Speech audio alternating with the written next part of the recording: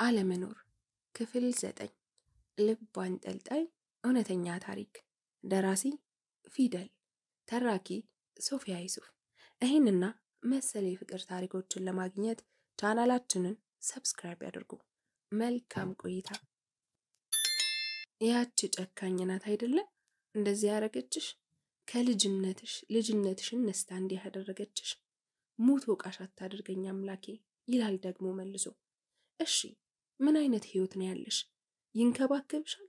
ፍላጎትሽንስ ያሟላልሻል? እያለ በጥያቄ አጣደፈኝ። ሮቢ ብዙ አውርቼ ላናዳቸው ባልፈልግም ለዋሽም አልፈለኩም። ከናንተ ቤት ከወጣን በኋላ እኮ የኔ ህይወት አቁማ ነበር። ፈጣሪ ሲክሰኝ ግን ልጄን ሰጠኝና ማማረር አቆምኩኝ እንጂ ብዬ ዝም ስል እንጂ ምን አለ ፈጠን ብሎ ሮቢ። ጥሩ ሰው አይደለም። በፊት ላይ በጣም ይደበድበኛል፣ በጣም ያሰቃየኝ ነበር። የዛኔ እኮ ከእናንተ ጋር እንደወሰደችኝ ቀጥታ ነው እዛ ሰጣኝ መጣችሁ። በዛ ላይ ያለ ፍላጎቴን ያረገዝኩት። ስወልድ እንኳ አጠገቤ አልነበረም። ጭራሽ ደግሞ ልጆ የኔ አይደለም ብሎኛ ቃል። ለነገሩ እንኳን እሱ የገዛ እናቴ እንደወለድኩ አይታ አሮጌ ልብስ ወርውራልኝ አይደል የተመለሰችው አልኳቸው፣ የልቤን መከፋት በፊቴ እያሳየሁ። ይሄ ቆሻሻ ማን አባቱ ስለሆነ እያለ በጣም ብዙ መጥፎ ንግግርና ዛቻ ተናገረ። እንደ ወንድም ለእህቱ ነው የተቆረቆረው። መብቱ ነው። ሞገሴ ንዴቱን በውስጡ የያዘ ይመስል ጥርሶቹን እያጋጨ ዝም አለ። ከዛ ምግብ አዘው በላን። ሁለቱም በችኮላ ነው የሚበሉት። ቶሎ ከጨረስን በኋላ ግራ ስላጋቡኝ የት ልትሄዱ ነው አልኳቸው። በልቼ እስክጨርስ ዝም አሉ። በመሃል ከጭንቅላቴ አልወጣ ስላለኝ ብዬ ሞገሴ አልኩት። አቤት ልጄ አለኝ በእርጋታ። ሰላም እኮ ስትሞት የመጨረሻ ቃሉ አርግማን ነበር። ይደርስብኛል አልኩት ግራ ተጋብቼ። ገና ከአፌ ከመጨረሴ ሮቢ ፈጠን ብሎ ወይ ማን ስለሆነች? እናት ልትይ? ድንቄም እናት እንደ ሰው ስለተራገመች ሲኦል ነው የምትገባው። ለነገሩ ድሮስ የት ልትገባ እያለ ራሱ እየጠየቀ ራሱ ይመልሳል። ሞገሴ ግን ምን ብላ አለኝ። ያለችኝማ እርርድብን የሚያደርግ ልጅ ስጥሽ ብላ ነው አልኩት ቀለል አድርጎ። አይደርስም ብሎ ወሬውን ዘጋው። የትሪውን እንደጨረስኩኝ የት ነው ሰፈራችሁ አለኝ። ሮቢ ሲሉ የሰማሁትን ቦታ ነገርኩት። ቆይ ማን ነው ያገባሽው ሰው? ስለሱ ምን ታውቂያለሽ አለኝ። ሞገሴ ምንም አላውቅም፣ ብቻ ስሙ በላይ ብዬ ሳልጨርስ በአንድ ድምፅ በላይ ብለው አፈጠጡብኝ። ምን እንደሆነ ግራ ገብቶኝ በጥያቄ ፊት እያየኋቸው አዎ በላይ ምን ነው አልኳቸው።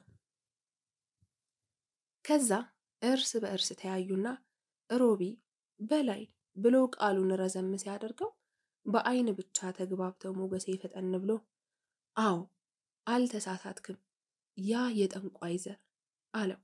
እንዴት እሱን ታገቢያለሽ እህቴ አለኝ ሮቢ። ፈልጌ ያገባሁት ይመስል። በዛ ሰዓት ግን በንግግሩ አልተናደድኩም። ለመጀመሪያ ጊዜ እህቴ ስላለኝ በደስታ ልቤ ነዝሮኝ ነበር። ሞገሴ ግን ስሜቴ ስለገባው ፈጠን ብሎ ሰላም ናት የዚህ ሁሉ መንስኤ። እናት እንዴት በዚህ ልክ ትጨክናለች? ሁሌ ሰይጣን ብሎ ዝም አለ። የብዙ ጊዜ ጥያቄ ስለነበር እድሉን እንዳገኘሁ ብዬ ጥያቄ ጠየቅኩት። ለምንድን ነው ግን የተጣላችሁት? ማለቴ እንዴት ሮቢን ጥላብህ ሄደች አልኩት። ሳላስበው ሁለቱንም ድብርትና ትዝታ ውስጥ ከከተትኳቸው በኋላ ዝም አሉ። ከትንሽ መፋጠጥ በኋላ ግን ምን መሰለሽ አለሜ ብሎ ነው የሚጠራኝ። ሰላምን እንዳየኋት ነው የወደድኳት። ከዛ እንደምንም አሳምኜ አብረን ሆነን። ከዛ በአጋጣሚ ሮቤል ተጸነሰ። ከዛ በኋላ እሱን ወልደን በፍቅር እየኖርን 3 ዓመት አካባቢ ሲሞላው እኔ እንድጠብቀው ነግራኝ አቅፌው ተኝተን ስንጫወት ስንጠብቃት ነበር። ግን ተመልሳ አልመጣችም። ሳስበው በምንም ምክንያት ጥላን እንደሄደች ግራ ይገባኛል። በቂ ገንዘብ ነበረኝ። የዛኔ አሉ ከተባሉ ወጣቶችም አንዱ ነኝ። አንድ ቀን ተናግሬያት አላውቅም። ከዛ ከዓመት በኋላ ነገሮችን ሳጣራ ያንቺን አባት ማግባቷን ሰማሁ። በእርግጥ በጣም መልካም እንደነበር አውቃለሁ። እንደውም ለሱ አይገባትም አለኝ። ስለ አባቴ መልካም ነገር ማውራቱ በጣም ደስ ብሎኛል። ነገር ግን የእናቴ ጭካኔ ከድሮም መሆኑን ሳስብ ያደረገችኝ ትዝ አለኝና ፈጣሪ ይቅር ይበለኝ። በጊዜው በእናቴ ሞት ተደሰትኩኝ መሰለኝ። ከዛ ወዲያው መለስ አድርጎ ለማንኛውም በሆነው አልከፋም። የዛኔ ባልተዋወቃት ይህን የመሰለ መልአክ ልጅ ከየት አመጣ ነበር አለ ሮቢን እየተመለከተ። አሜኑ ሞገሴ እጅ ላይ ለጥ ያለ እንቅልፍ ወስዶታል። ከዛ ቀጠል አድርጌ እና ሮቢ እናቱን አያውቅም ነበር አልኳቸው። አዎ ከተለያየም በኋላ ለመጀመሪያ ጊዜ የተገናኘ ነው እዛች ሴትዮ ቤት ነው። እኔ ምንም አላውቅም ነበር፣ ግን ቀስ በቀስ ሴትዮዋ ሳበችኝና ዘፍቃኝ ቀረች። ከዛ ግን አሜኑ ትናፍቀዋለች ብዬ እሱን እንድታየው ብለምናትም እምቢ አለች። ግን የማያልፍ የለ ይሄው እኛ እያለን ቀድሞ አፈር በላት አለኝ። የሆነ ልቡ አዝኗል፣ የሆነ ልቡ ደግሞ እሰይ ብሏል ይመስለኛል። በቃ በማይረባ ወሬ ጊዜ አንግደል። እኔ እናትነት አይፋቅም ስላለኝ እንጂ መምጣት ፈልጌ አልነበረም። ሲጀመር አንዳንድ ሰዎች ኖሩም ሞቱም ጥቅም አልባ ናቸው አለ ሮቢ በተጨናነቀ መልኩ። ሞገሴ ቀበል አድርጎ በሉ ተነሱ እንሂድ አለ። የት አልኩኝ። ወደ ቤት ነው አለ ሮቢ ፈጠን ብሎ። ለበላይ የገባሁትን ቃልና ከቀረው የሚያደርገኝን ስለማውቅ እምቢ አልኩኝ። በላይን በጣም ነው የምትፈራው፣ እሱም ወንድ ሆኖ ይላል እየተብከነከነ። ተነሱ በቃ ቤት እናደርስሻለን ብሎ አሜኑን ሲያቅፈው አረ አዝለዋለሁ አምጣው ብዬ ወገቤን ይዤ ስነሳ እኔ ምን ሆኜ ብሎ ሮቢ አሜኑን አቀፈው። ከዛ መኪና ውስጥ ገብተን ረጅም መንገድ ተጓዝን። ትንሽ እያመመኝ ቢሆንም ዋጥ አድርጌ ያስኩት። ከዛ ቤት ስገባ የሚጠብቀኝን ስቃይ እያሰብኩ እናቴ መሞቷንም እረስቼው ነበር። አልፎ አልፎ ብቻ እርግማኗ ነው ትዝ የሚለኝ። ከዛ ከብዙ ጉዞ በኋላ ወርደን መጓዝ ጀመርን። ቦታውን ግን ፈጽሞ የማውቀው ቦታ አይደለም። ከዛ የት ነው የመጣ ነው ብዬ ወደ ሮቢ ስዞር እስካሁን ያላስተዋልኩት ነገር ግን አሜኑ አለመንቃቱን ነበረ። በድንጋጤ ብዛት ከሮቢ እጅ እንዴት እንደተቀበልኩትም አላቅም። አሜኑ ብዬ ስጎተጉተው ደንግጦ እያለቀሰ እያለ ደረቴ ላይ ከመለጠፍ ይልቅ ወደ ሮቢ እጁን ዘረጋ። ለካኔ እንደፈራሁት ሳይሆን ከለመደው ለየት ያለ ጠረን በማግኘቱ ጭልጥ ያለ እንቅልፍ ወስዶት ነበር። የእናትነት ነገር ሆኖብኝ ነው። ያው ፍርሃት ያጋጥማል። እናት ስትሆኑ ትንታ ራሱ ልጃችሁን የሚነጥቃችሁ ነው የሚመስላችሁ። እያንዳንዱ ነገር ያስፈራችኋል። የእኔ ድንጋጤ አስደንግጧቸው በድንጋጤ ሲመለከቱኝ የነበረው ሮቢ አሜኑን ትከሻው ላይ አስደግፎ ልምድ እንዳለው ሰው እያሻሸ እያባበለ መንገዱን ቀጠለ። እሺ የት ነው የምትወስዱኝ አልኳቸው። ግራ ቢገባኝ ሮቢ ቀደም ብሎ እኛን አታምኝንም እንዴ ወንድምሽ እኮ ነኝ፣ እሱ ደግሞ ብሎ ወሬውን አቆመ። አባት ለማለት ደብሮት ስለመሰለኝ አዎ አንተም ወንድሜ ሞገሴም አባቴ አልኩት ኮራ ብዬ። ሞገሴ ቀና ብሎ በስስት ተመልክቶኝ ዝም አለ። ከዛም ወደ ወሰዱኝ ቦታ ደረስን። የሄድነው ልብስ ቤቶች የሞሉበት ቦታ ነው። ከዛም ወደ አንደኛው ሱቅ ይዘውኝ ገቡ። በልጅነት ያለበሰኝ አሁንም ደሞ አለበሰኝ። ለእርግዝና ወቅት የሚሆኑ ከወለድኩ በኋላ ለበዓል ብቻ የማዕት ልብስ ብቻ ገዙልኝ። ከዛም ይዘውኝ ወጥተው የህፃናት ልብስ ቤት ይዘውኝ ሄዱና ልጄ አይቶት የማያውቀው ልብሶች ተገዛለት። በጣም ነበር ደስ ያለኝ። እንዲሁም እንደ መልአክ ነው የማየው። እንደዛ ሳየው ባሰብኝ።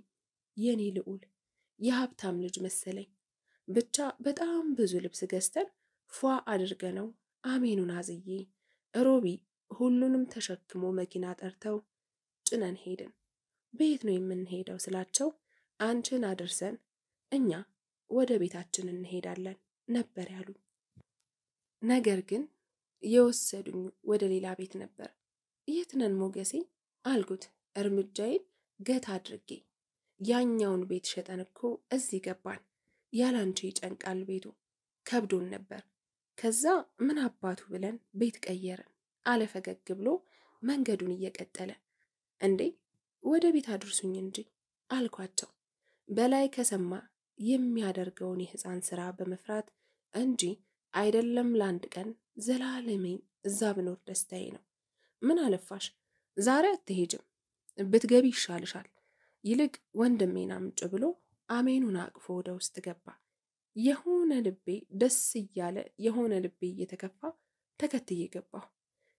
ከዛኛው ቤት የበለጠ የሚያምር ቤት ነው። ደስ የሚለው እዛኛው ቤት የነበረችው አጋዥ እዚህም ያለችው ሞገሴ ከመቼው እንደነገራት ባላቅም ስገባ አገላብጣ አቅፋ ሳመችኝ። አሜኑንም ተቀብላ ሳመችውና ያየችው ሁሉ እንደሚለው ቱ የኔ አበባ ከዓይኔ ያውጣ መልአክ ነው የሚመስለው ብላ እጆቹን ሳመቻቸው። ከዛ ምግብ በላን። እውነት ነው የምላችሁ የምር እርጉዝ መሆኔ የታወቀኝ እዛ ነው። ምግብ ሲያቀርቡ ለእሷ የሚስማማት ይሆን እየተባለ አልጋ የሚመቸኝን ሰጥተው አሜኑ ሲያለቅስ እንኳ እሷ ይደክማታል እያለ ሮቢ ነው የሚያባብለው። አሜኑና ሮቢ ባንዴ በጣም ነው የተዋደዱት። እርስ በርስ ሲጫወቱ ነው የሚውሉት።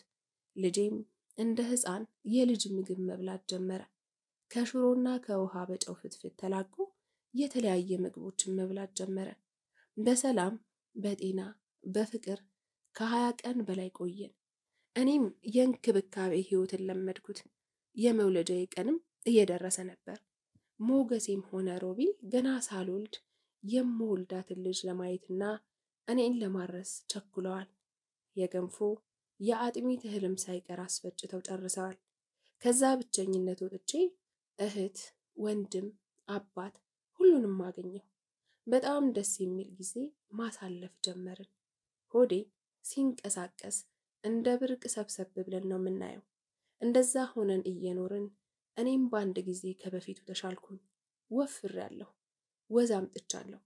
ብቻ በጣም ብዙ ነገር በመልካም እየቀጠሉ እያለ ባልታወቀ ምክንያት ይሆን ተፈጥሮ በሰጠችኝ መጥፎ እድል ወይም እድለቢስነት ባላውቅም ብቻ ለጥፋት ሲሆን የማይተባበር የለምና ማን እንዳሳየው ባላቅም በላይ ዱላውን በማጅራቱ አንግቶ የሞገሴ በር ላይ አየሁት። የዛኔም በሀገር አማን ከመልካም ሕይወት እናቴ መጣ ውጥንቅጥ ውስጥ ከተተችኝ።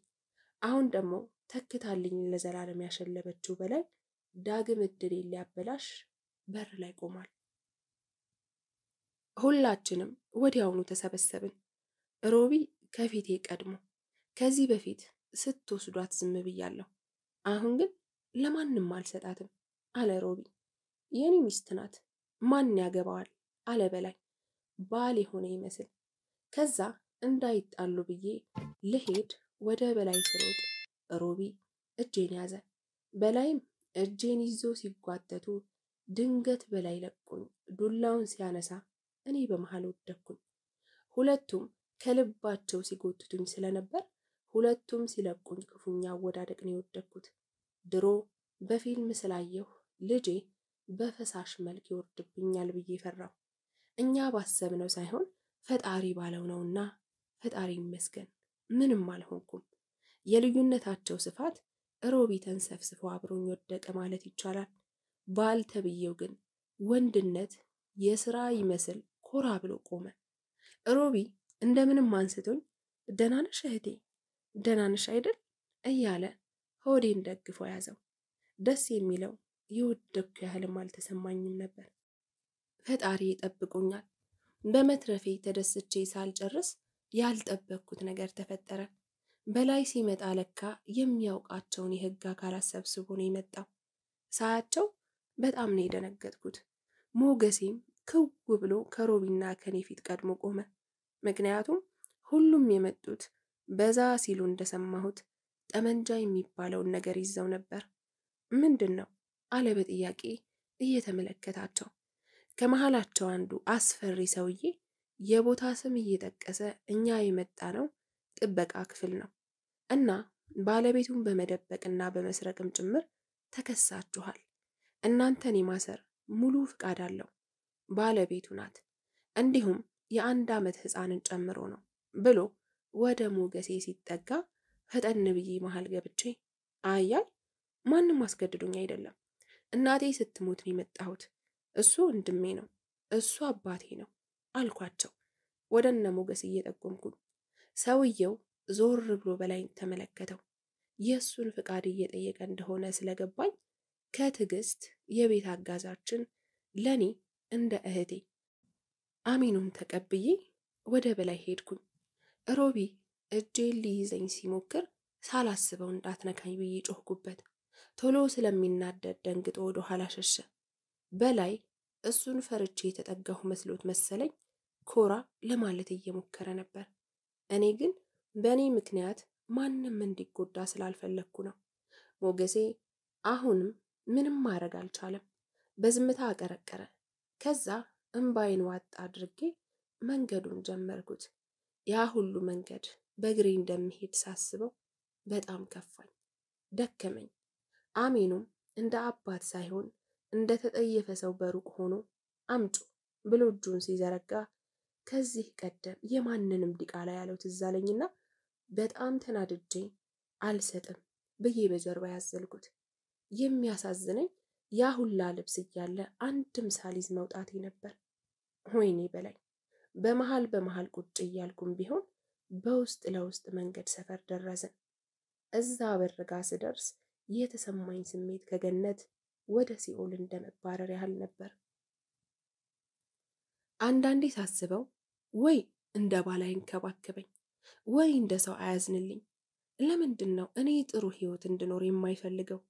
ማለቴ አንዳንዴ ብቻዬን አስብና ለምን ነበር እያልኩኝ አስባለሁ። ብቻ ወደዛ የስቃይ ህይወት ተመለስኩኝ። ገና ከመግባቴ የከብት በረት የሚመስል ቤት ስለጠበቀኝ ወገቤን እየደገፍኩኝ በትንሹ እቃውን እያነሳሳሁ እያለ በላይ እናቱን አስከትሎ መጣ።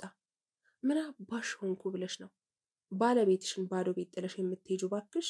አለችኝ እናቱ ሽንጧን ገትራ።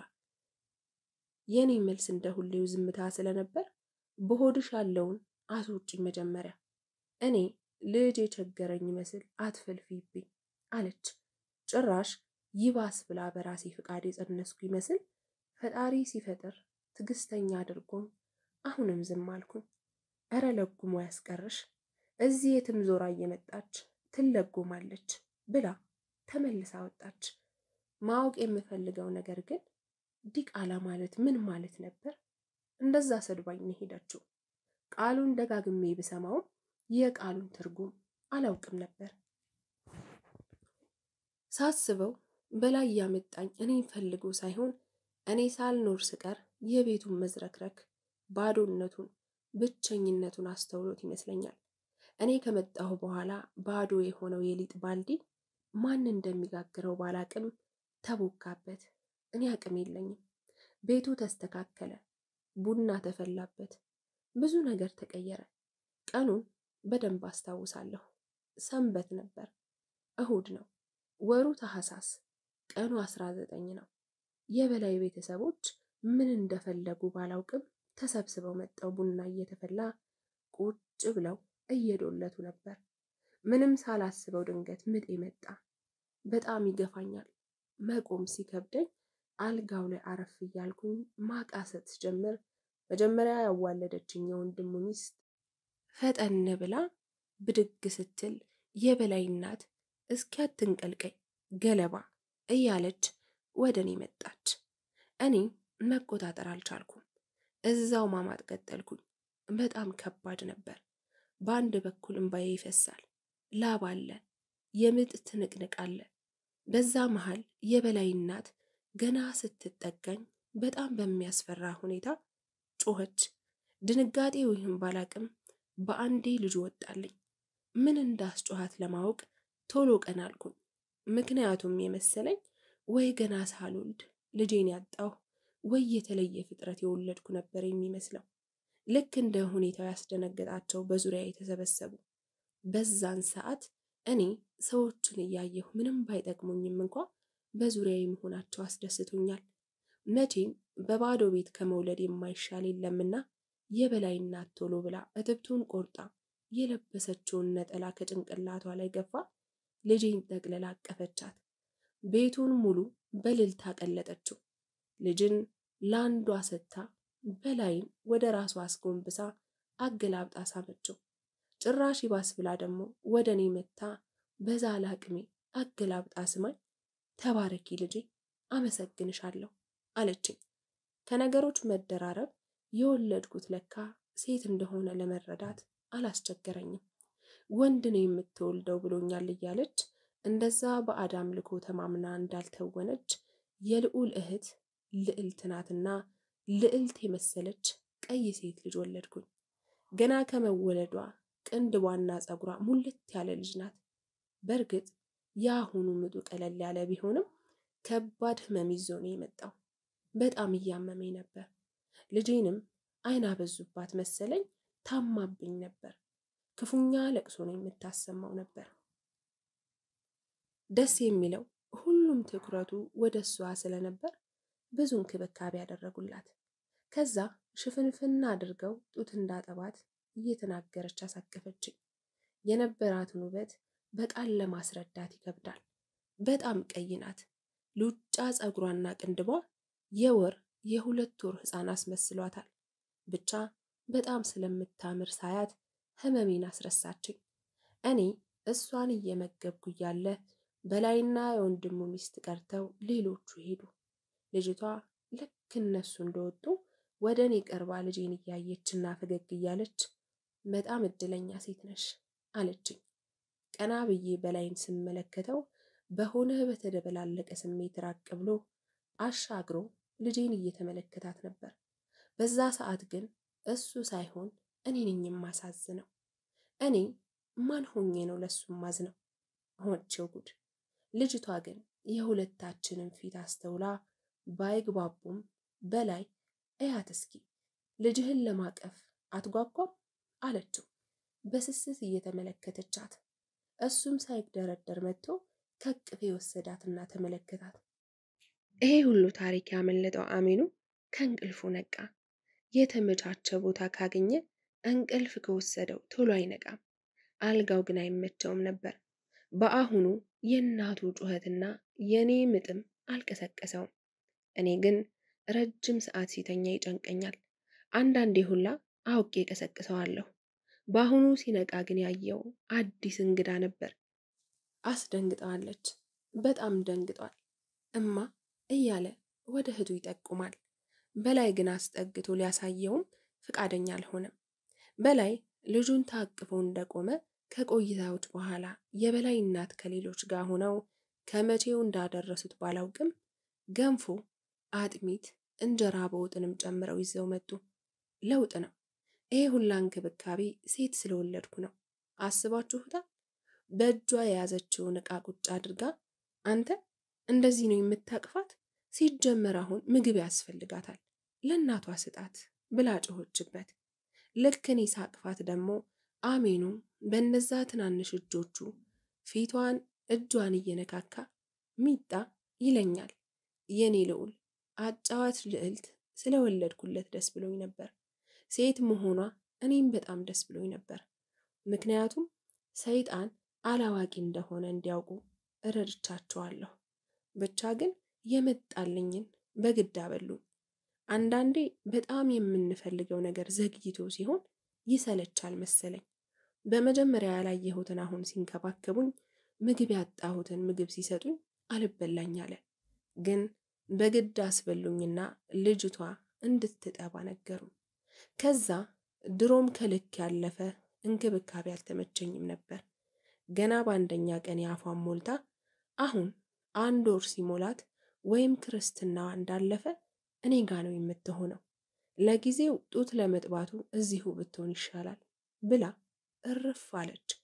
9 ወር ሙሉ ተሰቃይቼ በሆዴ ተሸክሜ ተንገላትቼ አምጬ ጓጉቼ ጸልዬ የወለድኳትን ልጄን ገና ለገና ሴት ሆነች ብላ ልትወስዳት አሰበች።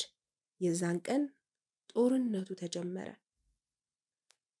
ምክንያቱም ደግሞ አምጬና ደክሜ የወለድኳትን ልጄን ልትወስድብኝ እቅድ መያዟን ስሰማ የምር ከፋኝ። ክፍል 10 ይቀጥላል።